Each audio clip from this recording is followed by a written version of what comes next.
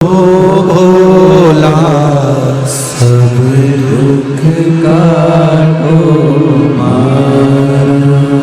नवरात्रे का 5वां दिन रहा है और मान लो कि आपके घर में किसी बच्चे की, लड़के की या लड़की का या मंगल विवाह नहीं हो रहा हो या शादी नहीं हो रही हो, या उस लड़के लड़की के लिए बहुत प्रयास कर लिया आपने और उसकी शादी हो ही नहीं रही, अथक प्रयास आपने कर लिया और उसका मंगल विवाह नहीं हो रहा, तो ये देवी भागवत में स्पष्ट कहा गया, देवी भागवत में वर्णन किया गया, देवी भागवत में वर्णित किया गया और देवी भागवत में कहा गया कि आम का जो पत्ते होते हैं, आम का जो पत्ता होता है, आम का जो पल्लव होता है, उस आम के पत्ते पर हल्दी और सिंदूर दोनों से स्वस्तिक का निर्माण किया जाए। देवी भागवत का संवाद है, बहुत ध्यान देना महाराज। जिन कन्याओं का विवाह ना हो पंचमी के दिन, नवरात्रे की कोई सी भी पंचमी, मतलब जो पंचमी तिथि पड़ेगी, कोई भी नवरात्रा हो, चाहे वो 4 नवरात्रे में से, चाहे वो पौष का हो, अश्विन का हो, चैत्र का हो, आषाढ़ का हो, किसी भी नवरात्रे में आप कर सकते हैं।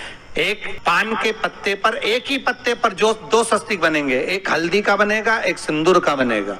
बस अंतर इतना है, जो हल्दी का स्वस्तिक है उस पर कंकु के चावल अर्थात रौली के चावल, रोली कुंकू के चावल रखना है, और जो सिंदूर का है उस पे हल्दी के चावल रखना है। इतना रखकर जिस लड़का लड़की का विवाह नहीं होता उसकी हथेली पर रखकर उसका नाम और गोत्र बोलकर महाराज उसको ले जाकर नीम के पेड़ के नीचे उसको रख दिया जाता है। मात्र 3.5 या 4 महीने ऐसे रहते हैं जिसके अंदर उस लड़का लड़की का विवाह पक्का हो जाता है। जिसका विवाह नहीं होता केवल उसी के लिए। की भक्ति में अगर कोई डूबा हुआ है, राम की भक्ति में अगर कोई डूबा हुआ है, कृष्ण की भक्ति में डूबा हुआ है, तो ये भगवान की कृपा से डूबा हुआ है। एक कलश जल का, एक बेलपत्र, कभी कोई विशेष कार्य है, अटक रहा है, बहुत दिन से लगे हो, नहीं हो रहा, एक कलश जल, एक बेलपत्र। शिव मंदिर में जब बेलपत्र लेकर जाएं, बेलपत्र रखी सीधे हाथ में, उसके ऊपर रख लिया कलश, उसमें जल भरा हुआ हो, अपनी कामना कर कर मंदिर में पहुंचकर कलश को उल्टे हाथ में लेकर बेलपत्र को पहले अशोक सुंदरी वाली जगह पर, ये डंडी का जो भाग है जहां से पानी बहता है, अशोक सुंदरी की जो जगह होती है, और ये पत्ती उस जगह पर उसको रख दें, अशोक सुंदरी वाली जगह पर, और शंकर भगवान को सीधे हाथ में जल लेकर अशोक सुंदरी वाली जगह पर जल समर्पित कर कर शंकर भगवान के चारों ओर जल छोड़कर फिर शिव जी के शिवलिंग पर जल समर्पित करें। लगभग 2 या 3 सोमवार लगातार प्रतिदिन एक बेलपत्र समर्पित करें। और अगर आपने लगातार 2 सोमवार या 3 सोमवार कर लिया तो जो अटका हुआ कार्य है ना, मेरा देव अधिदेव महादेव उसमें सफलता प्रदान कर देगा, ये विश्वास।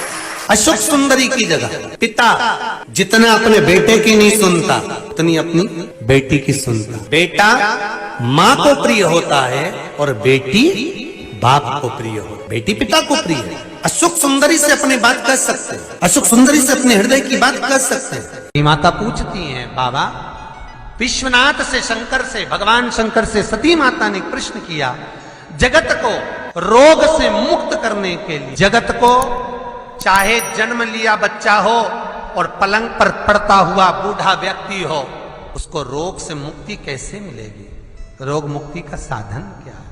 भगवान शंकर की पावन कथा कहती है, एक कलश के अंदर महाराज दूध ले लीजिए, उसमें काली तिल्ली डाल लीजिए, थोड़ा सा आंवला, सूखा आंवला बाजार में मिलता है, उसको डाल दीजिए। बाजार में अगर गीला बीला मिल जाए, बीला का फल, बेलपत्री में जो फल लगते हैं, बीला का गुर्दा, बीले के अंदर का भाग, अगर बीला नहीं मिले तो बाजार में सूखा बीला मिलता है, उसको पानी में गला लो, गला कर उसको पीस लो, पीस कर उसका उपटन बना लो, पीस के उसको एक कटोरी में ले लो।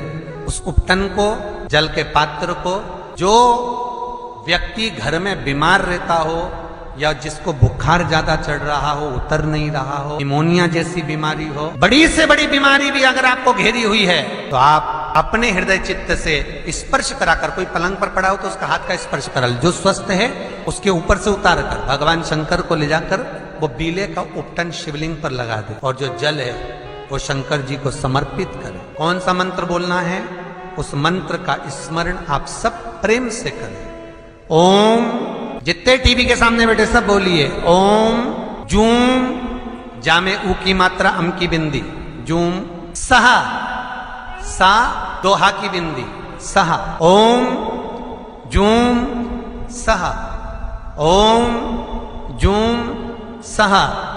इस मंत्र का जाप करते हुए जो दूध चढ़ा देता है उपटन लगाकर, उसकी बीमारी, उसका रोग समाप्त हो जाता है। बहुत ध्यान देना। उसी चढ़ाए हुए जल को, दूध को, उस उपटन के भाग को थोड़ा सा ले आइए। जिस बच्चे को निमोनिया की बीमारी है, जिसका बुखार नहीं उतर रहा हो, उसके मस्तक पर लेपन कर दीजिए, हृदय चित्त पर लगा दीजिए महाराज। उसके बाद में उस बच्चे को वस्त्र से, गीले वस्त्र से पोंछ दीजिए, उस वस्त्र को झटकार दीजिए, बच्चे का बुखार 10 मिनट के अंदर उतर जाएगा। ये कभी भी कर सकते हो, ऐसा कोई दिन निश्चित नहीं है, कोई तिथि निश्चित नहीं है। जब बुखार आए, जब स्वास्थ्य ज्यादा गड़बड़ हो जाए, तब करिए। मंत्र का जाप करते हुए ओम हूम ओम जूम सहा, इस मंत्र का बस स्मरण करना है। ओम जूम सहा मंत्र का स्मरण करिए और शिव की आराधना करिए। ये वो औषधि है जो सती माता ने भगवान शंकर से विवाह के प्रथम में प्राप्त करी है।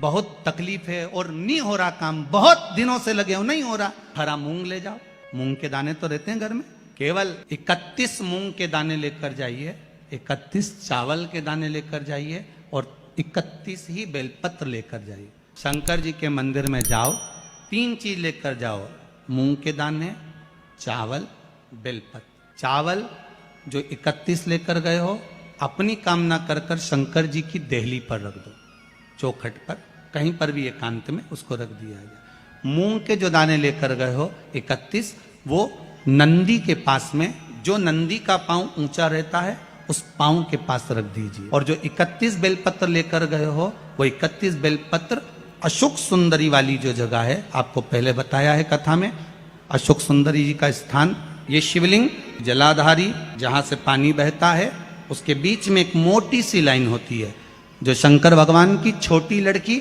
अशोक सुंदरी का स्थान है। शिव जी के 13 बच्चे हैं, 13 बच्चे में सबसे छोटी लड़की अशोक सुंदरी यहीं पर विराजमान होती है, जहां से पानी नीचे गिरता है। प्रत्येक शिवलिंग के सामने एक मोटी सी लाइन होगी, उस मोटी सी जो लाइन है अशोक सुंदरी, वहां पर जो 31 बेलपत्र लेकर गए हो, अपनी कामना कर कर पीला चंदन, लाल चंदन लगाकर उस पर समर्पित करते जाओ। उसकी डंडी जहां से पानी बहता है उस ओर होना चाहिए। आप निवेदन कर कर देखो, एक सोमवार कर कर देखना, दूसरी सोमवार आएगी, अपने आप आपका काम हो गया होगा। बाबा से निवेदन तो करो, क्यों भटक रहे।